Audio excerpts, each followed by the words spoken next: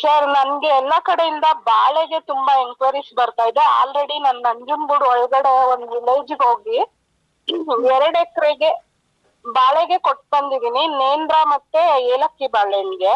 ಅದೇನಾಗಿದೆ ಅಂದ್ರೆ ಸರ್ ಅವ್ರದ್ದು wilt Panama ಅಂತ ಒಂದು ವೈರಸ್ ಬರುತ್ತೆ ಅಲ್ವಾ, ಅದು ಬಂದ್ಬಿಟ್ಟಿದೆ. ಅದಕ್ಕೆ 6 ಮಂತ್ ಆಗಿದೆ ಅವ್ರು ಗಿಡ ಹಾಕಿ.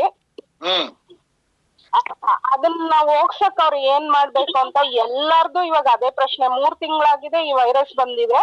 ಅದು ವಿಲ್ಟ್ ಆಗುತ್ತೆ ಇಲ್ಲ ಪನಾಮ 2 ಸೇರಿ ಬರ್ತಾ ಇದೆ.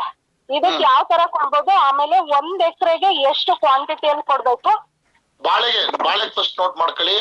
ಬಾಳೆಗೆ ನಮ್ದು ವಿ ಅಮೇಜ್ ಮತ್ತೆ ನಮ್ದು ವಾಮ್ ಕಾಪ್, ನಮ್ದು ಗೊಬ್ಬರ 3 ಸಾಯಿಲ್ ಗಾರ್ಡ್ 3 ಮಿಕ್ಸ್ ಮಾಡಿಸಿ ನೀವು ಡ್ರಿಪ್ ಅಲ್ಲಿ ಬಿಡ್ಬೋದು. ಇಲ್ಲ ಗಿಡಕ್ಕೆ ಒಂದೊಂದು ಅರ್ಧ ಲೀಟರ್ ಒಯ್ಕೊಂಡ್ ಬರ್ಬೋದು. ಓಕೆನಾ?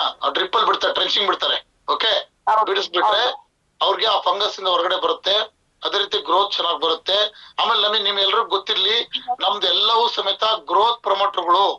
ನಮ್ದು ಯಾವ್ದು ಸಮೇತ ಹುಳ ಸಾಯ್ಲಿಕ್ಕೆ ಯಾವ್ದು ನಮ್ಮಲ್ಲಿ ಮೆಡಿಸಿನ್ ಇಲ್ಲ, ಆಯ್ತಾ? ನಮ್ದೆಲ್ಲ ಗ್ರೋತ್ ಚೆನ್ನಾಗಿ ಬರ್ಲಿಕ್ಕೆ, ಅದೇ ರೀತಿ ಯಾವ್ದೇ ರೋಗ ಬರ್ದಂಗೆ ಮುಂಚಿತವಾಗಿ ಕಾಪಾಡುತ್ತೆ. ಓಕೆನಾ?